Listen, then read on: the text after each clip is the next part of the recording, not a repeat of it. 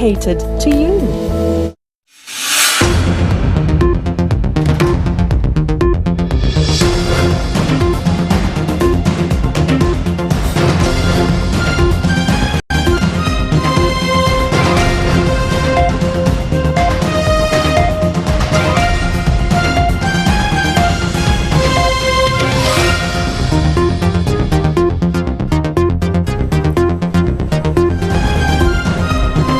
Good evening and welcome to Primetime News here on TV1. I am Srilankanbeauty for Newsfirst, where we are and always will be with the people. Before we get into the news, let's first take a look at the headlines.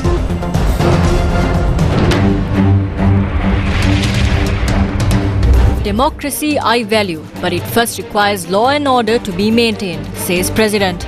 Elections cannot be held as promised due to a lack of funds. Election Commission presents motion to Supreme Court. All attempts to interfere with the electoral process must be defeated, says the Bar Association of Sri Lanka. Services related to electricity, petroleum products, fuel and medical services declared essential services. IMF considering approving Sri Lanka's bailout even without formal assurance from China. Mahasangha engages in a satyagraha opposing high electricity tariffs.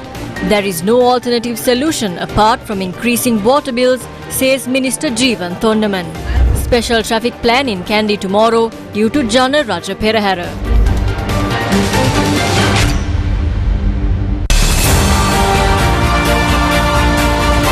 Sri Lanka's election headquarters.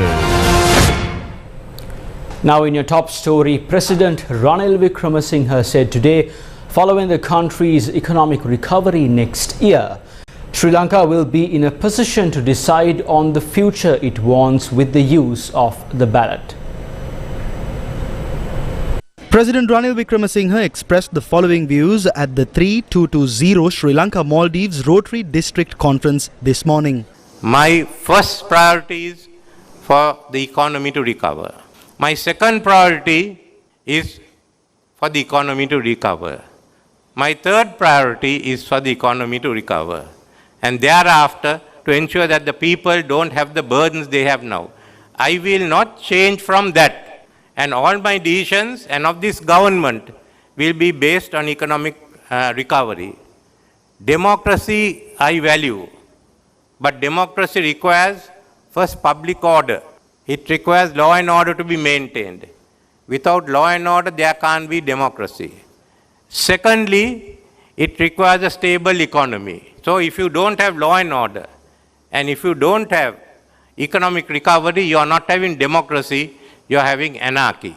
For those who want to go on the road of anarchy, they can go so, but I will not allow the country to go down that. I will ensure there is law and order, I will ensure there is economic recovery, and by next year, you will be in a position to decide on the fundamental changes we have to make and what is the future you want to utilize by utilizing your ballot. So I'll ensure by that time that the economy will recover. I'll maintain law and order. I will not allow a breakdown of law and order.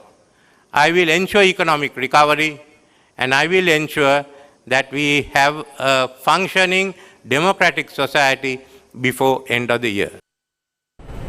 The Bar Association of Sri Lanka has charged that there is concerted effort to prevent elections to undermine the franchise of the people and endanger the sovereignty of the people of Sri Lanka. In a statement, the BASL said it expresses its deep concern over recent attempts by state authorities to disrupt the local authorities' elections.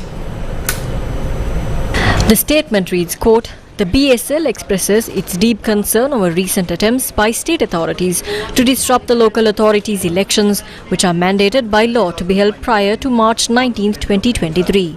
The BSL emphasizes that all elections are a vital part of Sri Lanka's democratic process and must not be hindered." End quote. The BSL notes several decisions by the government in recent weeks purportedly aimed at managing public funds have had the effect of preventing the Election Commission from conducting the elections. These include a demand by the government printer for the release of funds prior to the printing of ballot papers and the Secretary to the Treasury claiming that there are no funds available for the elections. This is despite a budget allocation allocation of 10 billion rupees for the purpose of elections. The BSL states that the conduct of the Secretary to the Treasury, the government printer and other government officials and institutions over the last few weeks clearly demonstrate a concerted effort to bring the elections to a halt, thus undermining the franchise of the people and endangering the sovereignty of the people of Sri Lanka. Such attempts to prevent elections mandated by law represent an unprecedented attack on democracy and the rule of law and pose a grave threat to the electoral process in the future. The BSL warns that such actions could set a dangerous precedent of an unpopular executive or legislature to obstruct the allocation of resources for an election and prevent the people of Sri Lanka from choosing their representatives and leader. The BSL statement asserts, quote, "It is the sacred duty of the government to ensure that funds provided for the conduct of the elections, which are an essential function in the country," end quote. The BSL calls on the government and all state officials to respect the constitution and the law and ensure that the local authorities' elections are held as scheduled without any further attempts to disrupt or interfere with the process. The BSL is of the view that all attempts to interfere with the electoral process must not only be defeated, but all those responsible for such interferences must be dealt with in accordance with the law. What is the National Election Commission's stance on holding the election? The National Election Commission has decided to inform the Supreme Court on the current situation surrounding the election. The Commission says as the required facilities are not being provided to the relevant institutions in order to hold the election, the Supreme Court will be notified via a motion on Monday. The Commission adds, given the fact that it had pledged to the Supreme Court that it will hold the election, the Commission is obligated to present facts to the Supreme Court explaining why it would not be able to perform the task. What instructions were issued to the district returning officers by the NEC? Letters have been issued by the NEC to the district returning officers informing of the decision to postpone postal voting for the 2023 local government election. Accordingly, overtime work for election duties has also been temporarily suspended from the 20th. As per letters issued by the NEC, the services of all casual assistants and retired officers employed for the local government election have ended temporarily as of yesterday. Services of the additional security officers also ended yesterday, and the welfare work done for the staff overlooking the preliminary polling activities concluded yesterday. The Election Commission has informed the district returning officers to set aside the ballot papers for future use. The announcement says that all expenses including overtime, holiday wages and welfare expenses incurred for the election will be suspended until further notice. The Election Commission has issued these instructions against a backdrop where Treasury Secretary Mahinda Sirivardhana and the Finance Ministry had informed the NEC of the difficulties faced when providing funding for the election given the prevailing economic crisis. Chairman of the Commission Nimal Punchiheva said a new circular has been issued that requires the approval of the Finance Minister for expenses that are mentioned as non-essential. What has the government printer said? In a statement today, the government printer Ganga Niliyanage said the printing of ballot papers for the election has been halted due to the lack of police protection, lack of funds and circulars issued. Lawyers of the Jatika Jana Balavega convened a media briefing today and emphasized that 5 government officials, including the cabinet, were involved in postponing the election. The cabinet is the political authority behind the postponement of the polls. In addition, there are 5 high-ranking government officials involved in this as well. One from the 5 is the Secretary of the Government, Treasury Sirivardhana. The others are the Police IGP C.D. Vikramaratne, Attorney General and Nareen Pulle, Secretary of the Ministry of Mass Media. Anusha Palpita is also involved. The final person is the government printer. There was much controversy surrounding her. Now she's saying money is not the problem. It's the security or the safety. She was summoned by Ranil Wickremesinghe to the presidential palace and she was threatened. So as a result, she is trying to sabotage the election using democratic means. ප්‍රජාතන්ත්‍රවාදී අර්ථයෙන් තියෙන මැතිවරණයක් කඩාකප්පල් කරන්න උත්සාහ කරනවා.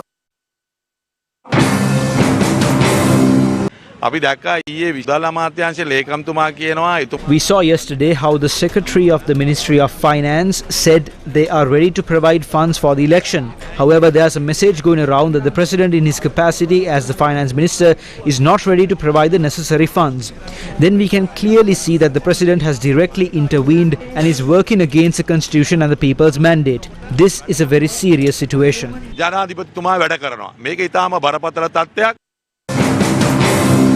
The current government can decide to call off the election, saying there is not enough funds. Now, if this precedent is confirmed, it will not only affect the local government election. Recently, a very surprising circular was issued by the Ministry of Finance. If money is spent on anything other than essential services, it can be done only with the approval of the Finance Minister. So the election is not essential. It's just a simple thing. It can be called off at any time.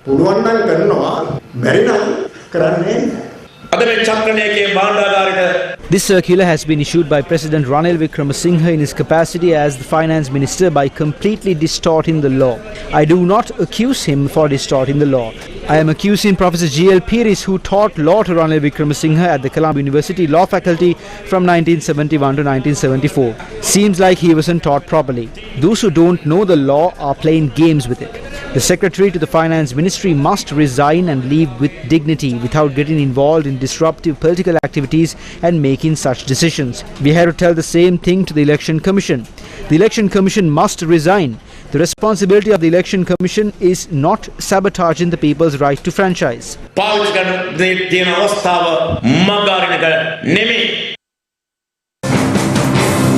Opposition leader Sajith Premadas emphasized that the illegal and unconstitutional conspiracy to sabotage the election will be defeated by the power of the people, and all those involved in the conspiracy will be brought before the law. He expressed these views while attending a public meeting held in Uragas Manghandia. මේ ඔක්කොම කරන්නේ මොකක්ද දන්නවද? Politics නෙවෙයි, politics. මේවා තමයි Ranil Wickremesinghe mahatmaya. Why are they doing all this? This isn't politics. These are politricks. That's Ranil Wickremesinghe's talent. But seems like this time he's getting it wrong. Because this time he's going against the supreme law of the country. People's sovereignty is a fundamental right of the constitution. All those who try to poke their fingers in the sovereignty of the people will definitely fail. We will defeat this conspiracy with the power of the people. Not only that, we will also bring all those involved in this conspiracy before the law. අධිකරණය හමුවට ගෙනෙනවාමයි. Lanka Freedom Party's Mirigama divisional appointment letters were handed over to the local government candidates today. The letters were awarded by former President Chandrika Kumaratunga.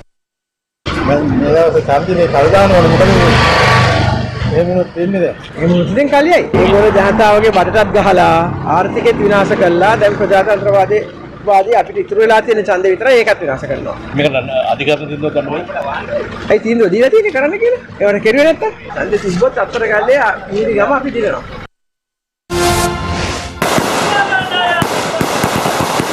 A protest organized by the Samagi Janabalawegya was held in Teldeniya.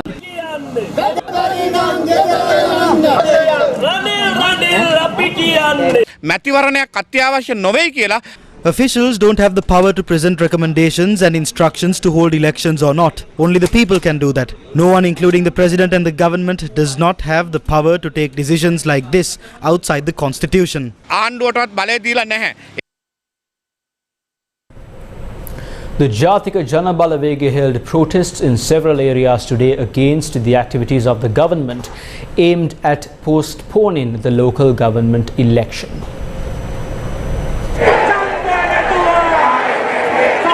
A protest organized by Janata Vimukti Peramuna was held in Maharagama this afternoon, claiming that not holding the election is a cowardly attempt by the government.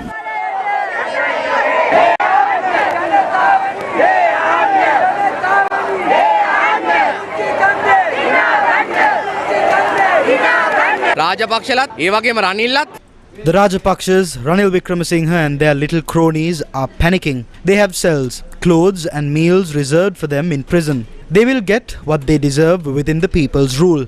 Therefore, they fear the people's mandate. They tried 8 different tricks to postpone the election. The people have defeated 6 of these tricks. The final trick they played is this shameful trick of not providing the funds needed for election activities. The election will be held on the 9th. We will fight for it and win through this people-centric rule. The Jatika Janabalawegya staged a protest in Gampaha today.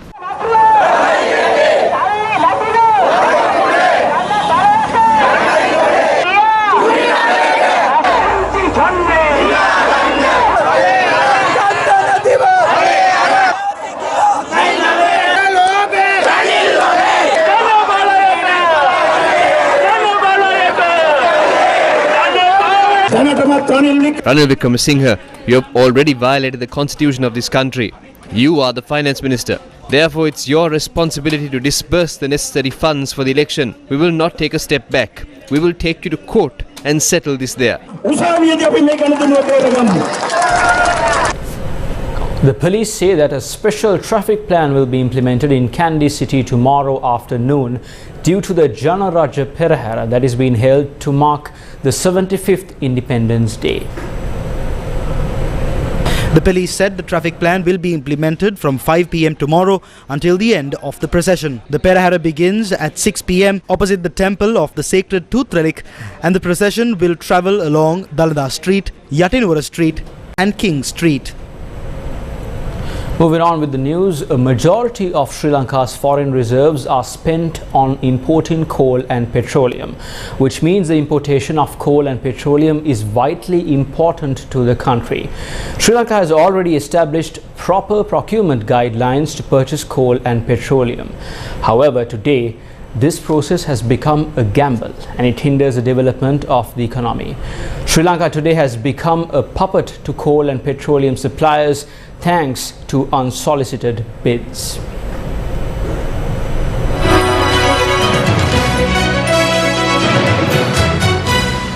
Based on an unsolicited bid, a ship carrying 699,780 barrels of crude oil supplied by a Singaporean company arrived at the Colombo port on the 20th of November 2022. The unloading of the crude oil barrels concluded on the 17th of December 2022. Which means it took 27 days to unload the crude oil barrels. Upon finishing the unloading process, it was revealed that the number of barrels has reduced by 13,235. This is considered an outturn loss. If the percentage of outturn loss exceeds 0.3%, the supplier must pay the outturn loss to the buyer. Accordingly, the Singaporean company must pay the Ceylon Petroleum Corporation an outturn loss of more than 400 million rupees. However, the supplier rejected the CPC's claim, mentioning the agreement for subject delivery is based on the supplier's letter of offer, where the load port quantity was noted as the bidding quantity. The same company sent another crude oil shipment based on an unsolicited bid, which arrived at the Colombo port on the 28th of November 2022. The shipment unloading process concluded on the 15th of January 2023. It carried 724,008 barrels of crude oil. Upon conclusion of the unloading process, it was revealed that the number of barrels had reduced by 12,551. In both instances, the calculation of the number of barrels was carried out by independent inspectors. As the percentage of the outturn loss exceeded the standard percentage, the CPC requested the supplier to pay an outturn loss. However, the supplier rejected the CPC's claim, mentioning the agreement for subject delivery is based on the supplier's letter of offer, where the load port quantity was mentioned as the bidding quantity. Accordingly, the CPC has paid for 1,423,788 crude oil barrels and received only 1,398,002 barrels. These unsolicited proposals have cost the CPC more than 770 million rupees. While using an undisclosed fuel price formula, isn't the government unloading the burden of such a waste on the public? Isn't a similar ploy being used by the government when it comes to electricity? Join us tomorrow as we unveil more.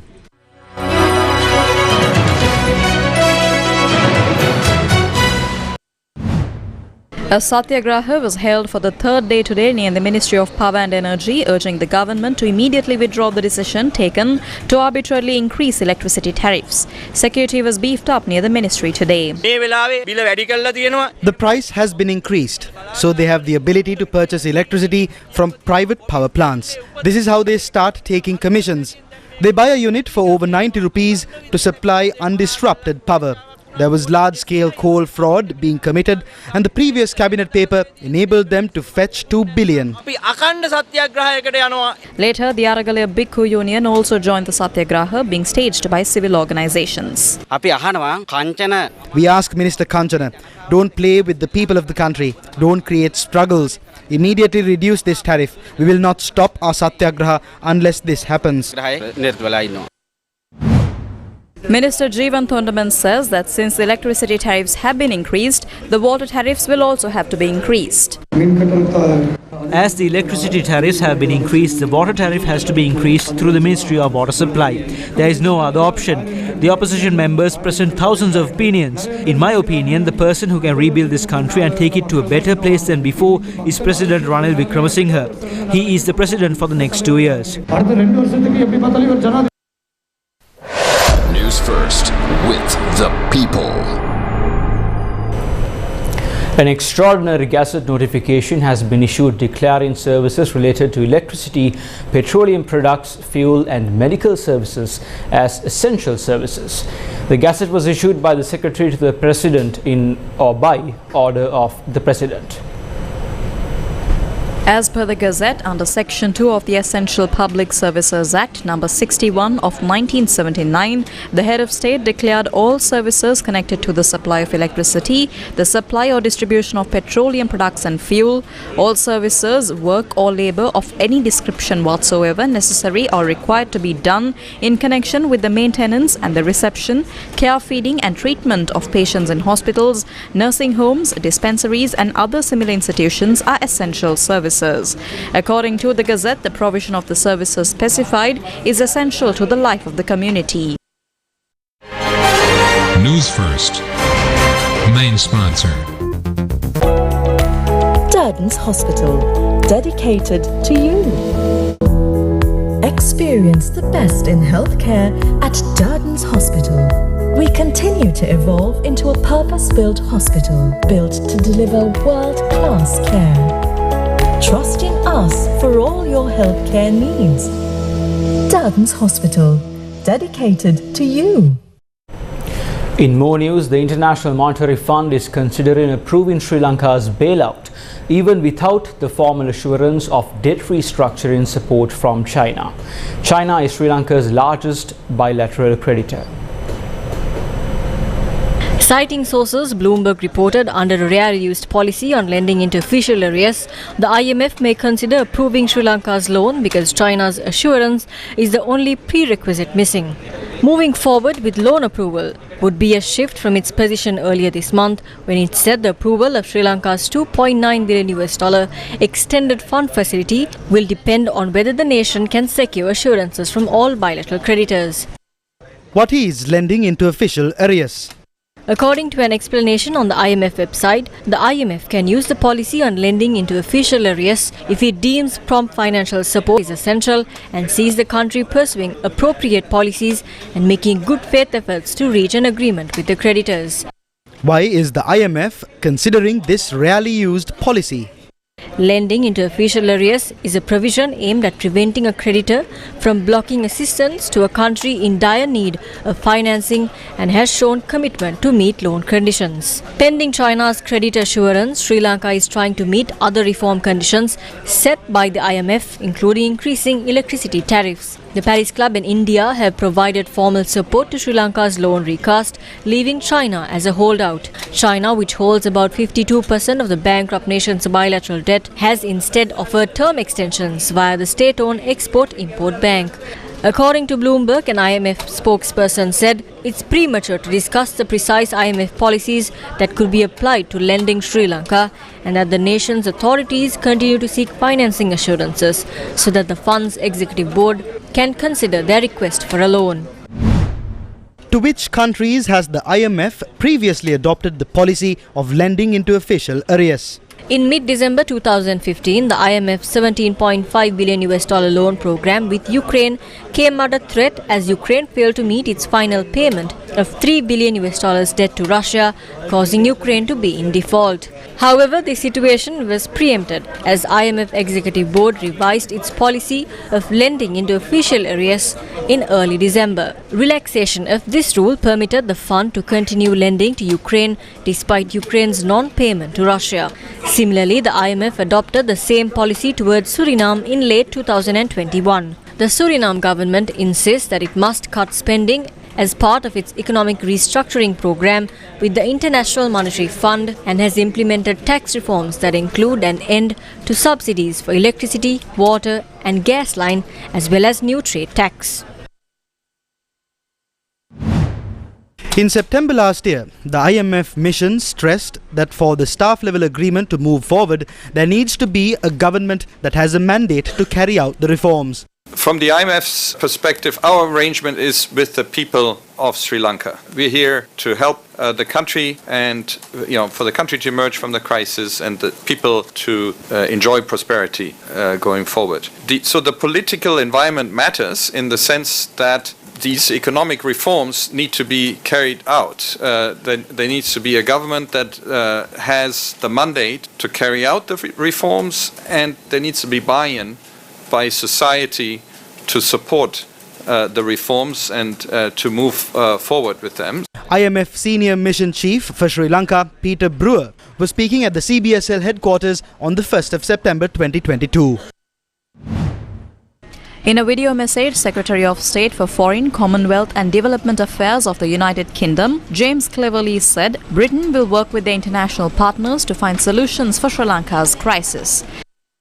We know that many Sri Lankans are enduring privations and hardships caused by the economic conditions of the past year. Britain will work with our international partners to find solutions, including through the IMF, and we will continue to provide humanitarian aid to the most vulnerable. We're determined to do everything possible to support Sri Lanka to overcome the effects of climate change, including through the Blue Planet Fund. We will also continue to support human rights in Sri Lanka for all of the country's communities. I have no doubt that our historic ties will only grow stronger in the decades ahead. And so, on this auspicious occasion, I look forward to the next 75 years of friendship. James Cleverly was speaking to mark Sri Lanka's 75th year of independence and to celebrate the UK-Sri Lanka relations. The German embassy in Sri Lanka today hosted a breakfast meeting with German Member of Parliament Dr. Peter Ramsauer. Matters including Sri Lanka's import restrictions, GSP Plus and the Prevention of Terrorism Act were discussed at the meeting.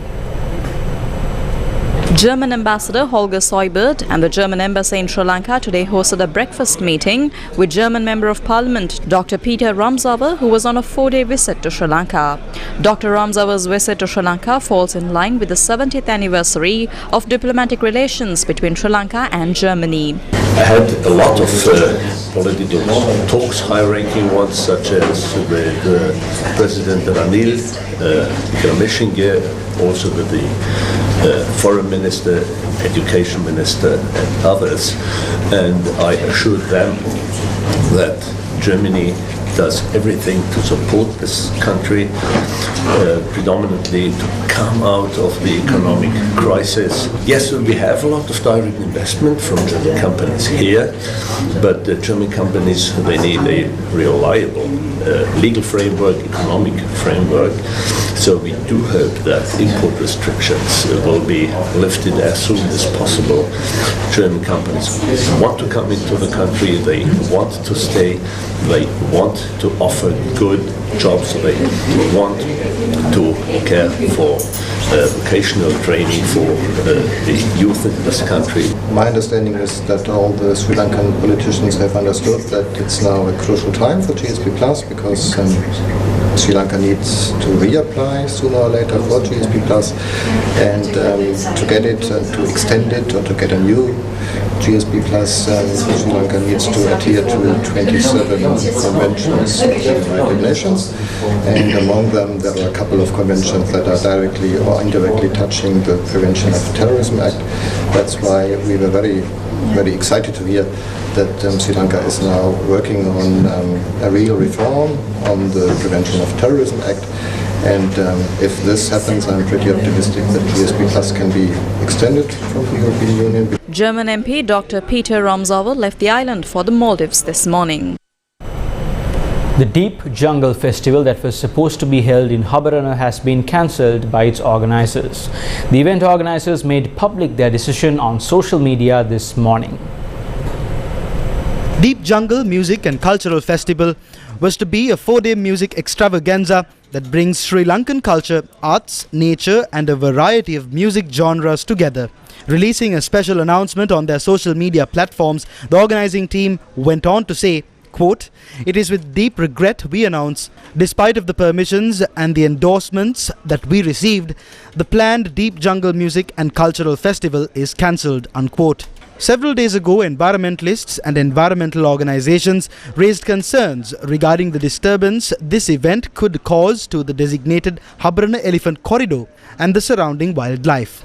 Upon several environmentalists and organizations filing lawsuits against the festival yesterday, the Hinguragoda Magistrates Court ordered electronic and technological silence from 10 p.m. until 6 a.m. in respect of the surrounding areas of wilderness. In addition, the court ordered the event to be conducted under strict supervision of a police team and a team of officials from the Wildlife Department. The two main issues pointed out by the petitioners were sound pollution, impact of lights, and the influx of guests disturbing the surrounding wildlife. Subsequently, the event organizers announced their decision to cancel the event this morning. The event was scheduled to be held from the 17th to the 20th of this month.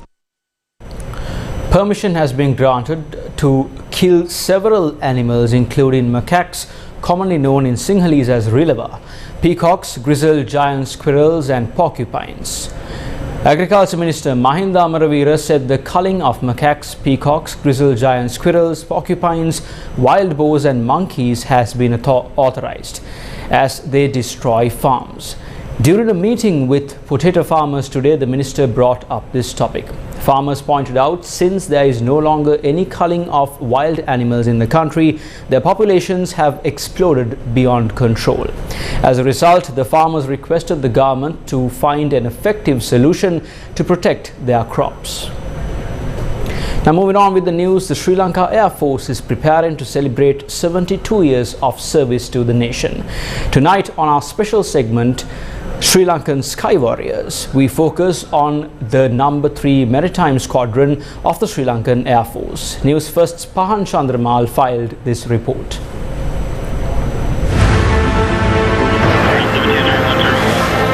Sri Lankan Sky Warriors.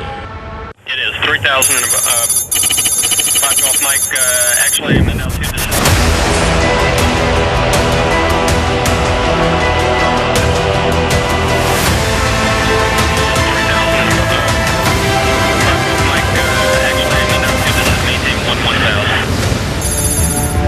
The number 3 Maritime Squadron is a maritime patrol squadron of the Sri Lanka Air Force. Operated from the China Bay base of the Sri Lanka Air Force, the Maritime Squadron is tasked with carrying out maritime and land surveillance and reconnaissance missions, search and rescue, humanitarian assistance and disaster relief, and medical evacuation. To do this, the number 3 Maritime Squadron is equipped with aircraft such as De Havilland Dove, Beach King Air B-200 aircraft, and Jonier 228 aircraft.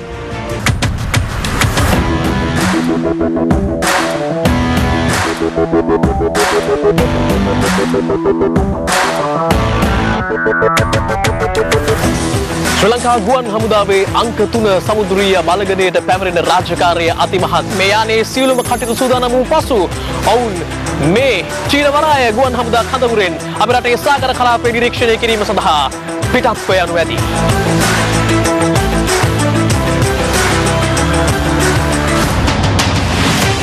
Today, officers of the number 3 Maritime Squadron are gearing up for a surveillance mission of the Northern Seas. The number 3 Maritime Squadron is also responsible for maritime pollution monitoring, control flying operations, and more in order to safeguard the sovereignty of the motherland.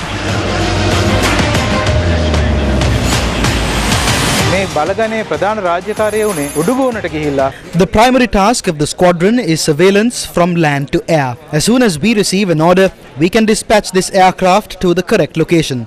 While exchanging information with the Sri Lanka Navy, we will operate under a broad scale in future.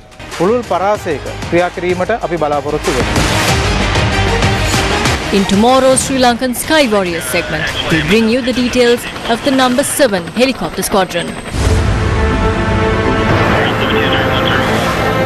Sri Lankan Sky Warriors.